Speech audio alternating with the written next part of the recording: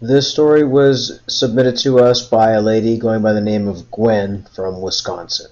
When I met David, I was at a vulnerable place in my life. I was fresh out of a long-term relationship which had ended badly. I was with my ex for 11 years, and we shared a life together. A home, car, business. And when it all went south, we split up with everything he bought me out of my share of the business that we owned. We had an online store which was pretty successful. At 48, I was alone, but not broke. I ended up moving from California to Wisconsin for a fresh start and a new opportunity working for a startup company.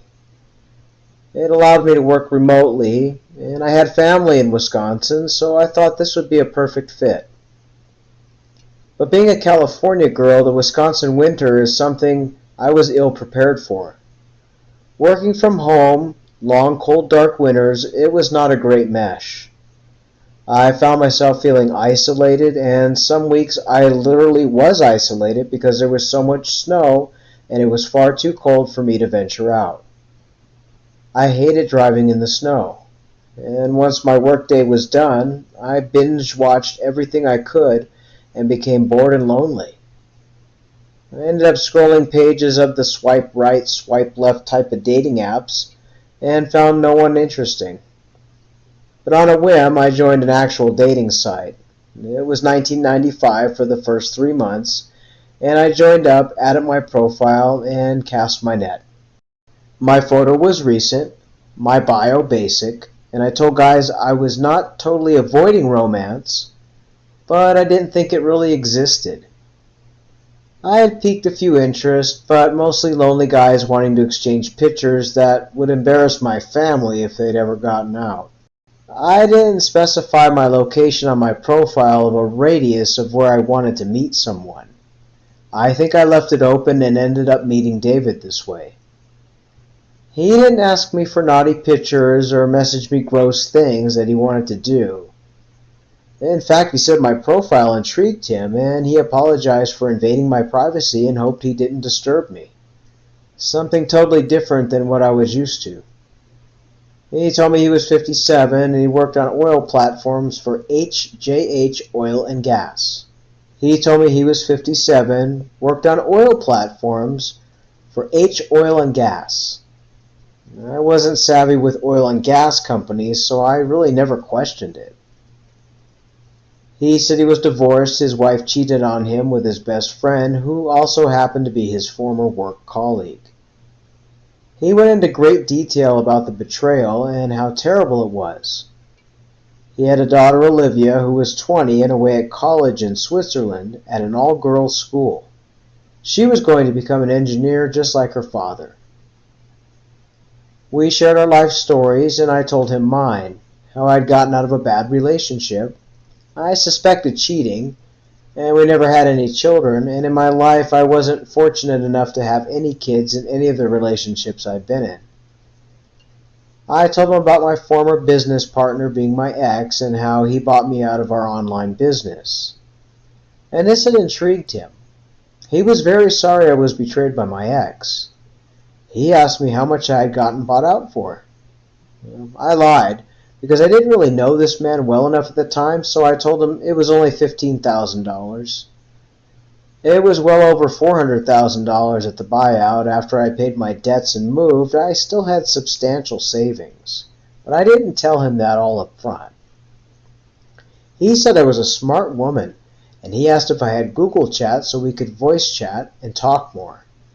He said he was going to take himself off the dating site as he didn't have time, and too many women kept asking him for money, and he said they were scammers all over the dating site. He warned me to be careful of online scammers. We went to Google Chat, which I had to download. He ended up calling me on there, and we talked for about an hour. He was smooth. He had no real thick accent, like I heard other romance victims claim their scammer had. He had a very slight accent, maybe some words he pronounced, but for the most part he sounded American, which since then I've been told he's not American. But David told me that he was born in Switzerland and went to school there, which is why he sent his daughter Olivia there too, but that he and his family had moved to Washington when he was only 17 years old. He said his parents had passed away when he was in college, a train accident. He even sent me a news article about the train accident. It didn't say the victims' names, but he said his parents were on that train. He was 21 then and on his own. He put himself through college and got on with his big oil company job. David said he travels the globe for work and was on contract for 4 months and was currently working in Thailand. He would fly home to Washington as soon as his contract ended. He was very smart, and when he typed and spoke, I felt drawn to him, and we spent a lot of time chatting about everything from politics to economy to business. I have a degree in business, and he loved this about me. We started chatting every night after work, often until the wee hours of the morning. It was havoc on my eyes, as I worked in the daytime online, and would often become sleepy, but we made things work out. He said he was working in Bangkok and showed me photos of downtown and his office where he had his contract. David told me he would end up going to sea in Indonesia after his 2-month rest period when he flew home to Washington. He said he lived in Seattle, and he even sent me photos of his home in Seattle. We planned to meet when he returned from his contract, and we had plans to have dinner in Seattle, and I would rent a hotel room to stay in while I visited him, and he would be in his home. I wanted to take things slowly. We exchanged everything, though: phone numbers, photos, home address, email address. He knew everything about me, and I even sent him some pictures of myself that were a little risque. He did the same of him. Most of the risque photos didn't show his face, just only parts of himself. We had late-night chats, and we were a couple. Except we were just long distance. But it was nice to be attended to. David sent me texts every morning, and during my lunch hour. He knew my schedule. David told me he was going on an excursion off the coast of Thailand to check out a new platform location, and he'd be back in 3 days. Then after this, he would only have 2 weeks before he would fly home to Seattle. I'd already bought my ticket to fly there and booked my hotel. I had planned to stay in Seattle for 7 days, so we could meet, see the city, and see if this online romance was as fiery as it could be in person. I wished David a safe trip, and he would call me when he had returned to Bangkok. He didn't know how good the service would be out in the ocean looking at this new oil platform build site. On the 3rd day, though, I didn't hear from him. I did, however, receive a phone call from a Thailand phone number. It was a man calling himself Mr. Sobo, who said that David had been arrested by the Thai coastal police and was being held in prison. The boat he was on was stopped in international Thai waters, and all people on the boat arrested because the boat itself was reported to be stolen and the members on the boat were wanted criminals. Since David was also on the boat with the criminals, he was being held and charged with theft, punishable by life in prison. I told him there must be a mistake, and told Mr. Sobo that David was on a contract working through an oil company on behalf of the Thai government to bring oil jobs to Thailand's workers. But Mr. Sobo said no, and David was being held no matter what, innocent or not. He then sent me a photo of what were supposed to be David's hands in handcuffs. Then David was put on the phone, and he started screaming that he was being charged with theft and he would rot in jail and to please help him. The phone then went dead. Mr. Sobo called me back and said David was carried to a prison cell. I told Mr. Sobo I would call the embassy, and he became angry, telling me that if I did that I would put David's life in danger, as he was on a boat with known criminal gang members, and David was to be the fall guy, and the gang members had lots of money to pay their way out of jail. Mr. Sobo said David would be there for life. I asked him how David can get out of this, and Mr. Sobo told me David would have to pay off the police general and the king of Thailand. Well, I knew nothing about Thailand, and I asked Mr. Sobo if David can just pay them. He makes good money at his job. Mr. Sobo told me that the police have taken his passport and his bank account has been frozen due to him being arrested in this country. Someone else would have to pay the police and the king. Mr. Sobel told me that the police demanded $20,000 and the king wanted another $20,000, so $40,000 in total. I told Mr. Sobel I would still call the embassy for the United States and also try contacting his boss. Mr. Sobel hung up, and shortly after David called me.